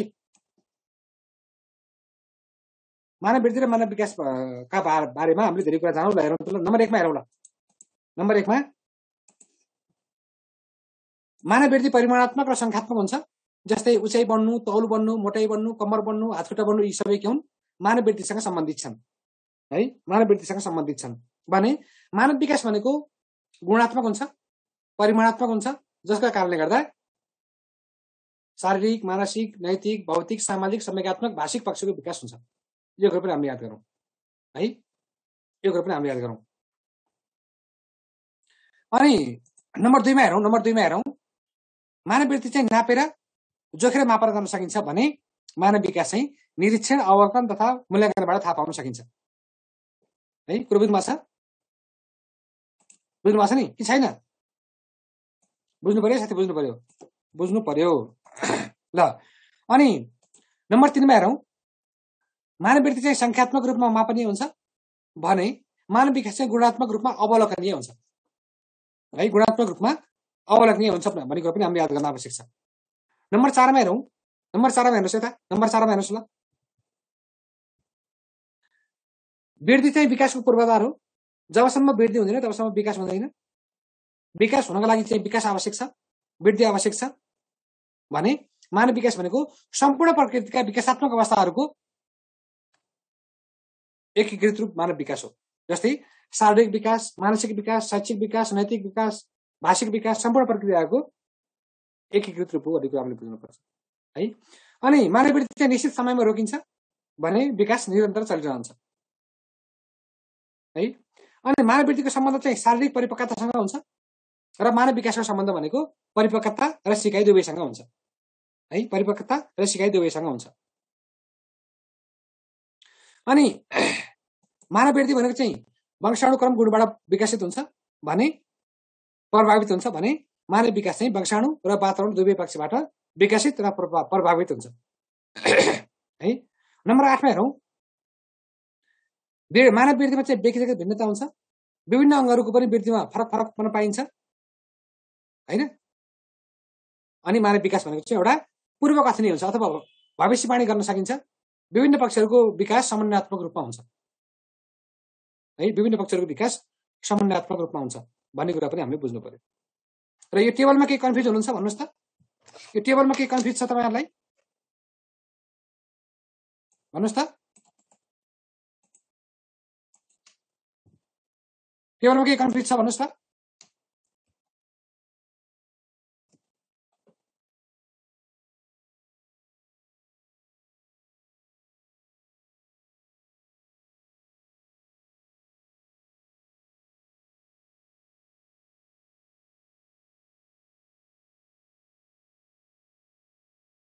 मानव विकासको भौतिक पक्षबारे अलिक प्रश्न पाउनुस् भन्नुभएको छ। भौतिक भनेको शारीरिक कुरा हो है।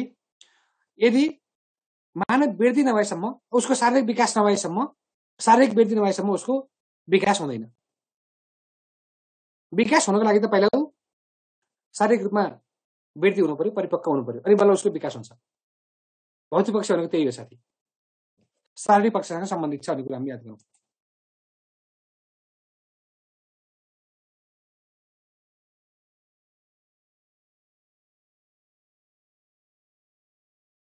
विकासमा शारीरिक भने किन आएन त नि? मैले अघि भनिसकेँ त, विकास भनेको वृद्धिबाट हुन्छ। यति बेर त्यही कुरा आउँदैछ, तपाईहरु फेरि अझै पनि त्यही विषयमा छलफल गर्दै हुनुहुन्छ है। विकास भनेको त परिमाणात्मक पनि हो, गुणात्मक पनि हो, दुईटै हो भनेको होइन है माथि। त्यसैले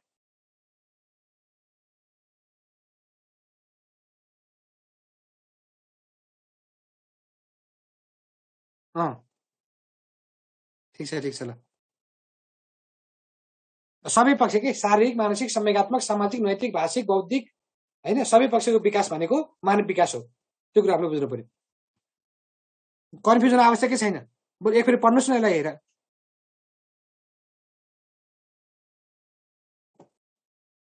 यहाँ रामचन्द्र सरले हार्डवेयर र सफ्टवेयरको कुरा गर्नु भएको छ। मानव वृद्धि भनेको चाहिँ हार्डवेयर अरे, अनि मानव विकास भनेको सफ्टवेयर अरे। हार्डवेयर र सफ्टवेयर दुईटै भन्नु पर्यो है। ल अब चाहिँ क्लियर भयो। ठिक छ ल। अब 25 प्रश्नमा हेरौँ। 25 प्रश्नमा हेरौँ। 9:30 पछि कोही अन्यत्र क्लास लिने कोही हुनुहुन्छ भन्नुहोस् त? 9:30 पछि अन्यत्र क्लास लिने कोही हुनुहुन्छ कि हुनुहुन्न?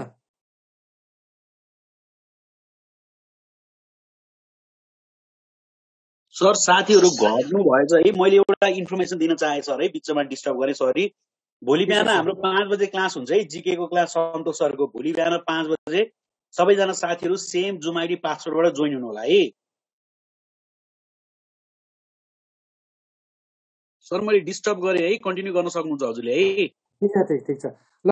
यहाँ एकजना साथी सञ्जीव दालजी, सञ्जीव दालको मैले मेसेज हेरेँ, म यहीँ छु है, म यहीँ छु, अन्यत्र मेरो क्लास हुँदैन आज। बुझ्नु भएको छ? त्यति भनेपछि बुझ्नुहुन्छ, म यहीँ छु, अन्यत्र मेरो क्लास हुँदैन आज है। शनिबारको दिन पनि थोरै धेरै पढे पनि केही बिग्रिँदैन आज है त। ल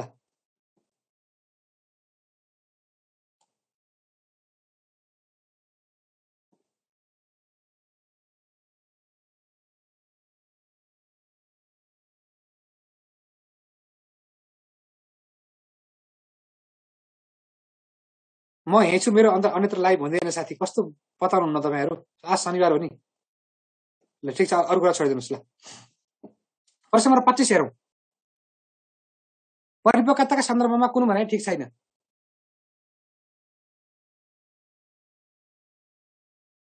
ल परिपक्वता मानव विकासको सूचक हो है। अनि शारीरिक बनावटमा वृद्धि हुँदै जानु परिपक्वता हो। परिपक्वता निरन्तर चलिरहन्छ। परिपक्वताले विकासको सीमा निर्धारण गर्छ। कुन भनाइ ठिक छैन? कुन भनाइ ठिक छैन?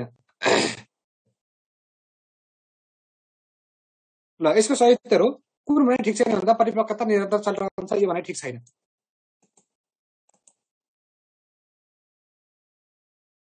है।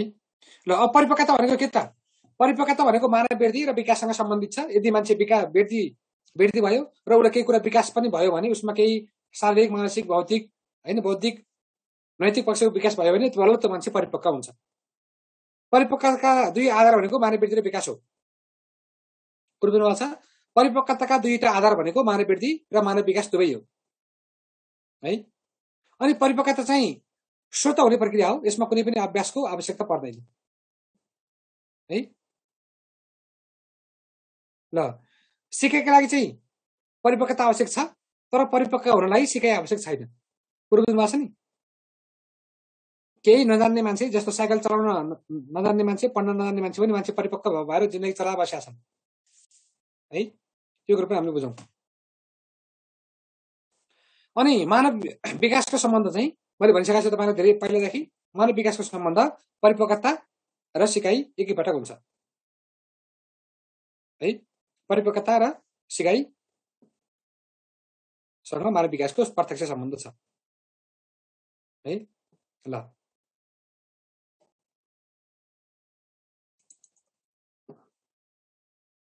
ठिक छ साथीहरू, तपाईँहरूलाई मैले स्पष्ट बुझाउने गरी, एकदम क्लियर हुने गरी, 100% क्लियर हुने गरी भने जस्तो लाग्छ। केही साथीहरू अझै पनि केही विषयमा कन्फ्युज हुनुहुन्छ भने तपाईँसँग जुन बुक छ, जसको बुक छ हातमा, त्यही बुकलाई राम्रोसँग अध्ययन गर्नु होला है। केही साथीले अझै पनि के किन कसरी भन्दै हुनुहुन्छ, मलाई लाग्छ उहाँको अध्ययन अलि कम भयो क्यारे। अझै एकपटक तपाईँले सरसर्ती हेर्नु होला है। मैले क्लियर हुने जसरी भनेको छु जस्तो लाग्छ, अघिल्लो क्लासमा पनि, यो तुफानको क्लासमा पनि।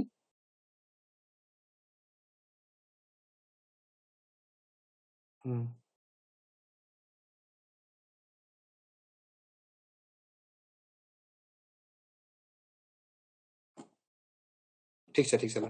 प्रश्न 26 हेरौँ। ल प्रश्न 26 हेरौँ।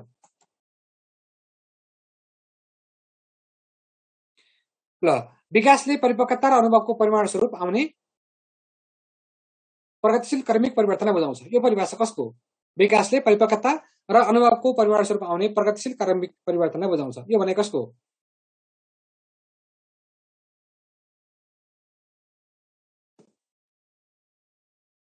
ल जुड, जेम्स ड्रेमर, जेबी वाटसन र हर्लक।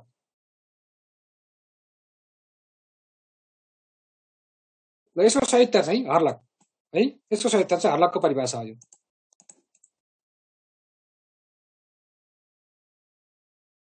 है। ल अब मानव वृद्धि अधिक हुने समय भनेको शिशु अवस्था र यौवन अवस्था हो है। यो अवस्था हो। अनि मानव विकासका प्रमुख दुई निर्धारकहरू अथवा प्रभावकहरू भनेको चाहिँ वंशाणु र वातावरण हुन् है, वंशाणु र वातावरण हुन्। अनि मानव विकासको दुईटा प्रक्रिया भनेको चाहिँ परिपक्वता र सिकाइ हो। कुरो बुझ्नुभएको छ? मानव विकासका दुईवटा प्रक्रिया भनेको चाहिँ परिपक्वता र सिकाइ हो। यो कुरो पनि हामीले बुझौँ। अनि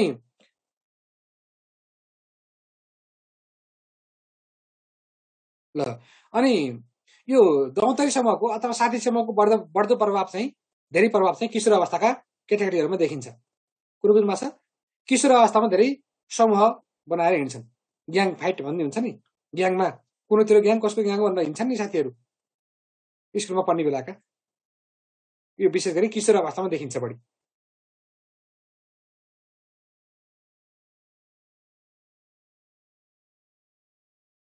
है ल प्रश्न 27 हेरौँ। साथी यो मानव विकास र वृद्धि भित्रै परिपक्वता आउने हो, छुट्टै टपिक चाहिँ छैन है। सञ्जीव दाहालले किन 78-11-18 लेख्नु भएको छ यहाँ? 78-11-18 सञ्जीव दाहालले के लेख्नुभयो यस्तो कमेन्टमा? यहाँ त डेटको कुरा त मैले आज पढाएको छैन।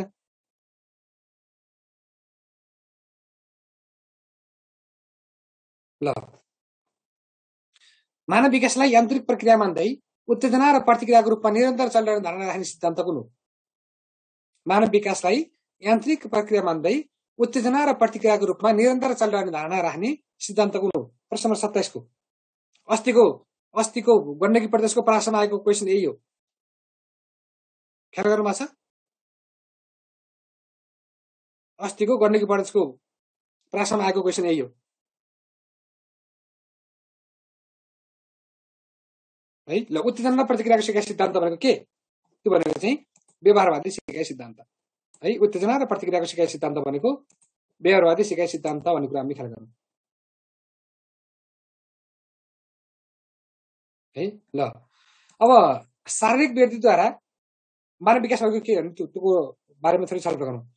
शारीरिक वृद्धिद्वारा मानसिक, संवेगात्मक, नैतिक, भाषिक, बौद्धिक आदि क्षेत्रमा हुने परिवर्तन भनेको गुणात्मक परिवर्तन हो। जुन चाहिँ शारीरिक वृद्धिबाट उसको मानसिक विकास हुन्छ, संवेगात्मक विकास हुन्छ, नैतिक विकास हुन्छ, भाषिक विकास हुन्छ, बौद्धिक पक्षको विकास हुन्छ। यी सबै पक्षहरूको गुणात्मक परिवर्तन आउने काम चाहिँ मानव विकासभित्र पर्छ है। अनि अर्को वृद्धि, परिपक्वता, अनुभव, सिकाइ आदि सबैलाई विकासका आधार मान्न सकिन्छ है। सबैबाट धेरथोर विकास हुन्छ है। अनि विकासले परिमाणात्मक र गुणात्मक दुवै पक्षलाई समावेश गर्छ। कुरो बुझ्नुभएको छ? विकासले परिमाणात्मक र गुणात्मक दुवै पक्षलाई समावेश गर्छ। अनि विकासलाई व्यवस्थित र समानुपातिक प्रगतिको रूपमा लिइन्छ। सबै पक्षको समानुपातिक रूपमा विकास हुन सक्छ है। जति उसको भाषिक विकास हुन्छ, त्यति बौद्धिक विकास हुन्छ, त्यति नैतिक विकास हुन्छ, त्यति सामाजिक विकास हुन्छ। त्यसै कारणले गर्दा विकास भनेको सबै पक्षमा समानुपातिक रूपमा विकास हुन्छ है। ल हर्लकले के भनेका छन्? अर्को हर्लक चाहिँ विकासले परिपक्वता र अनुभवको परिमाण स्वरूप आउने प्रगतिशील कर्मिक परिवर्तनलाई बुझाउँछ भन्ने परिभाषा हर्लकको रहेको छ। अनि ड्रेभरको अर्को परिभाषा छ यहाँनिर, विकास भनेको प्राणीमा एक निश्चित लक्ष्यतर्फ निरन्तर रूपमा सञ्चालित प्रगतिशील परिवर्तन हो भनेका छ। परिभाषा सरस्वती हेर्नु होला है। ल अर्को परिभाषा छ यहाँनिर। ल 28 नम्बरको, बाबुआमामा रहेका गुणसूत्रहरू आफ्ना छोराछोरीमा सर्दै जाने प्रक्रियालाई के भनिन्छ? क वंशाणु, ख सिकाइ, ग हस्तान्तरण, घ परिपक्वता। 28 को के? क ख ग घ। धेरै शैली प्रश्न है, धेरै शैली प्रश्न। बाबुआमामा रहेका गुणसूत्रहरू छोराछोरीमा सर्दै जाने प्रक्रिया भनेको चाहिँ वंशाणु हो है, वंशाणु हो। त्यो कुरा हामी याद गरौँ। अनि मानव विकासको बारेमा थोरै चर्चा छ यहाँनिर थप जानकारीको रूपमा। जीवनको आधार स्तम्भको रूपमा बाल्यकाल रहेको हुन्छ, किनकि बाल्यकालमा नै उसको मानिसको लगभग 80% भन्दा बढी विकास भएको हुन्छ भन्ने कुरा आएको छ है।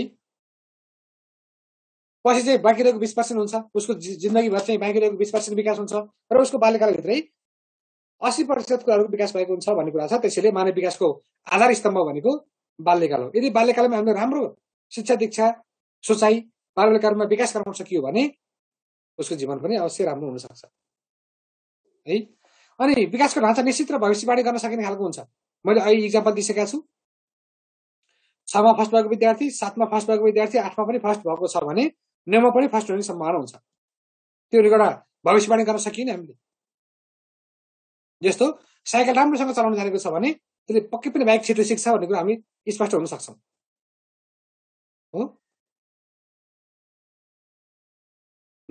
अनि मानव विकास चाहिँ नियमहरू अनुसार हुन्छ, जसमा चाहिँ दुईटा नियमहरू छन्। पूर्वमा चाहिँ एउटा शीर्षपात नियम, अर्को निकट दृष्ट नियम भन्ने छ। दुईटा नियमहरू छन्।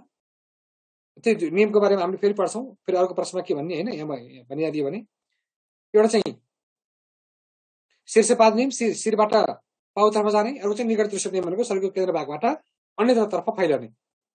त्यो चाहिँ दुईटा नियमहरू छन्। त्यसै अनुसार मानव विकास हुन्छ। अनि मानव विकासमा गुणात्मक परिवर्तन हुन्छ। यति कुरा पनि हामी बुझौँ है।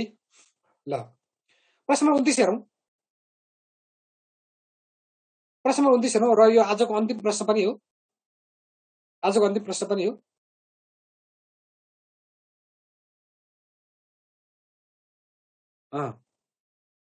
ल मानव विकासका सन्दर्भमा शीर्षपात र निकट दृष्ट नियम प्रतिपादन गर्ने विद्वान को हुन्?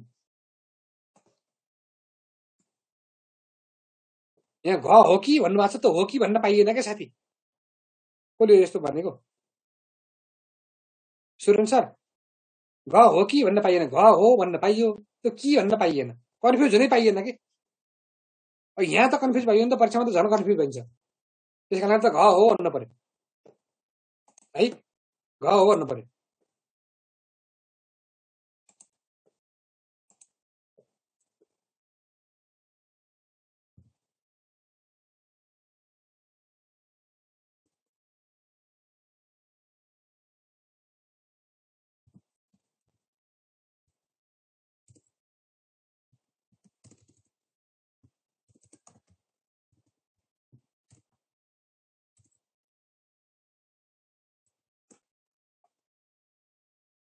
ल अब मानव विकासका सन्दर्भमा शीर्षपात र निकट दृष्ट नियम प्रतिपादन गर्ने विद्वान भनेको चाहिँ आर्नोल्ड गेसेल हुन् है। आर्नोल्ड गेसेल हुन्। यो कुरा हामी याद गरौँ है। ल अब उनले चाहिँ दुईटा नियमहरूको बारेमा चर्चा गरेका छन्। एउटा चाहिँ शीर्षपात नियम है, एउटा शीर्षपात नियम र अर्को चाहिँ निकट दृष्ट नियम। यो शीर्षपात नियम भनेको चाहिँ मानव विकासको सुरुवात चाहिँ टाउकोबाट सुरु हुन्छ र क्रमिक रूपमा खुट्टातर्फ जान्छ भन्ने नियम हो। यो म फेरि भन्छु है, मानव विकासको सुरुवात चाहिँ टाउकोबाट सुरु हुन्छ र क्रमिक रूपमा खुट्टातर्फ जान्छ भन्ने मान्यता शीर्षपात नियमले राख्छ। यानि कि शिरबाट विकास हुने के शीर्षपात भनेको मानव विकास चाहिँ शिरबाट विकास हुन्छ र क्रमिक रूपमा उँधोतर्फ जान्छ भनेको छ। जस्तै एउटा सुरुमा बच्चाको विकास हुने क्रममा सुरुमा टाउको विकास हुन्छ, त्यसपछि घाँटी, त्यसपछि छाती, त्यसपछि हात, त्यसपछि कम्मर, त्यसपछि खुट्टाको क्रमिक रूपमा विकास हुन्छ भने त्यसलाई शीर्षपात नियम भन्छ भनेर बुझौँ। अर्को छ निकट दृष्ट नियम। निकट दृष्ट नियम भनेको पहिला शरीरको केन्द्रीय भागको विकास हुन्छ, शरीरको केन्द्रको भागको विकास हुन्छ र त्यसपछि क्रमिक रूपमा अन्यत्र फैलिन्छ भन्ने मान्यता निकट दृष्ट नियमले राख्छ है। मानव विकासको प्रक्रिया चाहिँ छातीबाट सुरु हुन्छ र केही विकासको प्रक्रिया टाउकोतर्फ जान्छ, केही चाहिँ कम्मरतर्फ जान्छ भन्ने मान्यता निकट दृष्ट नियमले राख्छ है। ल यो अब यसको बारेमा हामीले भोलि पढ्छौँ। ल साथीहरू, आजलाई मैले यति नै गरेँ साथीहरू। तपाईहरुलाई आजको क्लास कस्तो लाग्यो भन्नुस् त।